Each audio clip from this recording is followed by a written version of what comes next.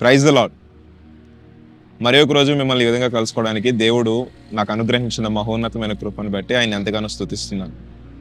అపోస్తలుడైన పౌలు కొరింథీ సంఘానికి రాస్తూ ఒక మాటను అక్కడ అంటాడు. అది ఎంతో నన్ను ఇన్స్పైర్ చేసింది. కొరింథీలకు రాసిన 2వ పత్రిక 2వ అధ్యాయం 15వ వచనంలో, రక్షింపబడు వారి పట్లను నశించుతున్న వారి పట్లను మేము దేవునికి క్రీస్తు సువాసనై ఉన్నాము అని అపోస్తలుడైన పౌలు అంటారు.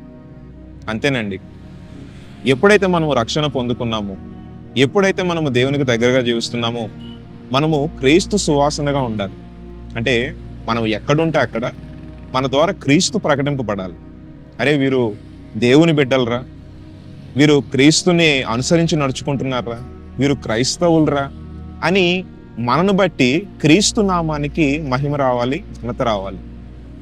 ఈ రోజుల్లో చాలామంది క్రైస్తవ జీవితంలో ఉంటున్నారు, ఆధ్యాత్మిక జీవితంలో ఉంటున్నారు, కానీ క్రీస్తును పోలి నడుచుకునే వారిగా, క్రీస్తును ప్రకటించే వారిగా, క్రీస్తు సువాసనగా ఎవరు ఉండట్లేదు.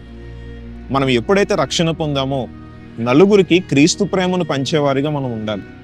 మన ద్వారా క్రీస్తు ప్రకటింపబడే వారిగా ఉండాలి. మరి ఈరోజు ఎంతమంది ద్వారా క్రీస్తు ప్రకటింపబడుతున్నాడు? ఒకసారి మన హృదయాలను మనం పరిశీలన చేసుకుని, మన హృదయాలను మనం మార్చుకుని, మనము క్రీస్తును ప్రకటించేవారిగా, దేవునికి క్రీస్తు సువాసనగా మనం ఉండే విధంగా మన హృదయాలను మలచుకోవాలి, మన జీవితాలను మార్చుకోవాలి. ఆనాడు అపోస్తలుడైన పౌలు ఒకప్పుడు క్రీస్తుకు విరోధిగా ఉన్నాడు, కానీ ఆయన క్రీస్తుని గురించి తెలుసుకున్న తర్వాత ఆయన క్రీస్తును ప్రకటించేవాడిగా మారాడు. మరొకప్పుడు మన జీవితాలు కూడా ఈ పాప సంబంధమైన క్రియలతోనూ, ఈ లోక సంబంధమైన క్రియలతో ఉన్నాయి, కానీ మనము రక్షణ పొందుకున్నాం, దేవుని గురించి తెలుసుకున్నాం. క్రీస్తు మన కోసం వచ్చి ఆయన తన శిలువ మీద మన యొక్క పాపములను, మన దోషములను మోసుకొని మనకు ఆ యొక్క పాపముల నుండి మనకి విడుదలను దయచేస్తాడు. 3వ నాడు తిరిగి లేచి తన పునరుత్థాన శక్తితో మనల్ని నింపాడు.